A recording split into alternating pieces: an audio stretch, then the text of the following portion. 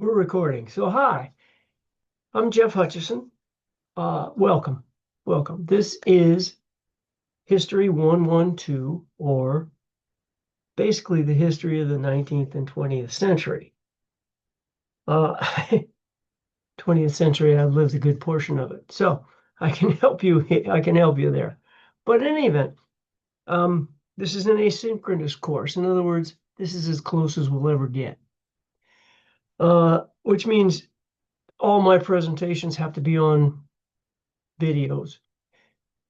It's less than satisfactory in terms of trying to communicate with you.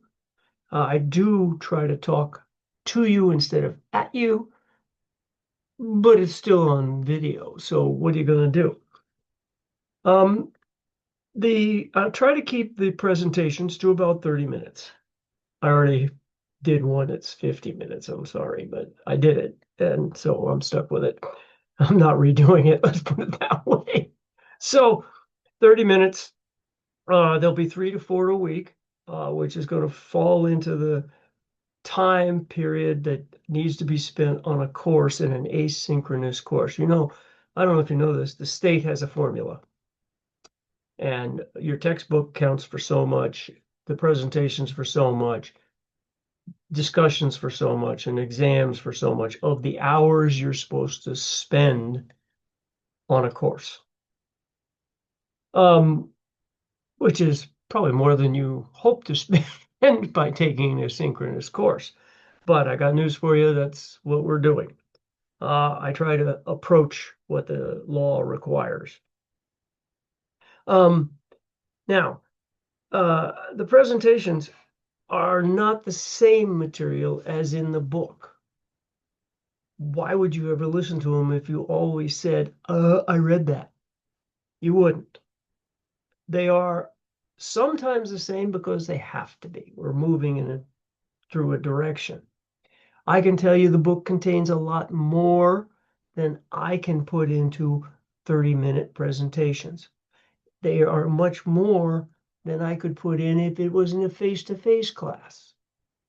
So please read the text. Test questions, discussion prompts will be taken from the text.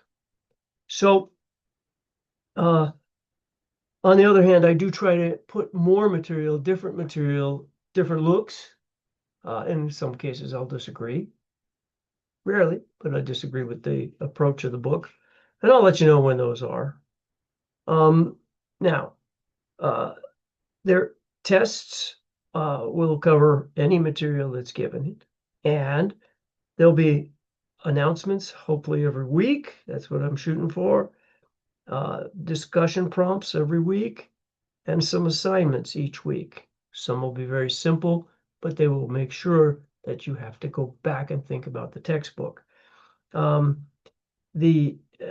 exams, and here's the deal.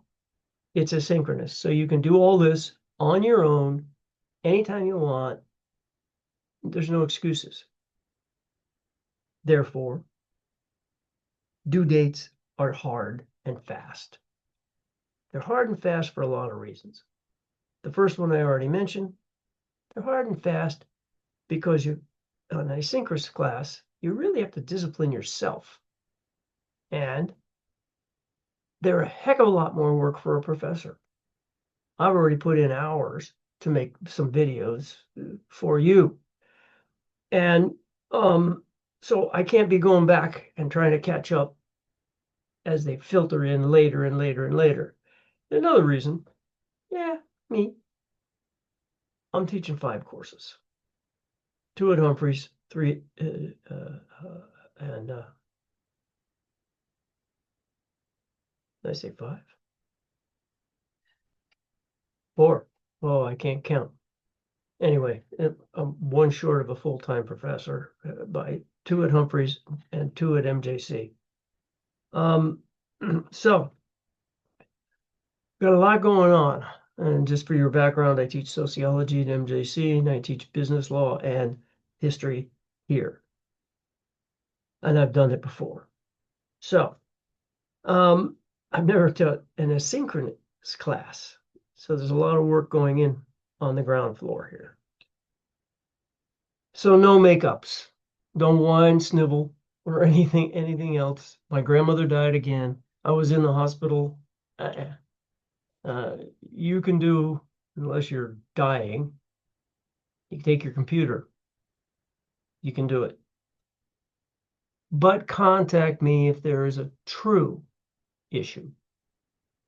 All right. The other last thing, contact me with any suggestions you have. After you see a few of the videos, I have a couple of weeks in the can, so to speak. Tell me, how can I make it better? I try to put emphasis, as you see, I'm using my hands, and I have had the unfortunate experience of listening to a professor who just told us about this, that, and the other thing. I try not to do that. However, it is your obligation to stay awake. So, all right. That's my introduction. Your first presentations come up, there's an introduction, and then we start in, and we picked as a starting point for the 19th century, something before the 19th century, because we don't just start history. It's tied into what went on before. So we ease our way into the 19th century from the mid 17th, 18th century, 1700s. And we'll go from there. Those are already in, and we'll get to the Industrial Revolution and take it on and on and on. And so we proceed. Welcome. I have to stop this now.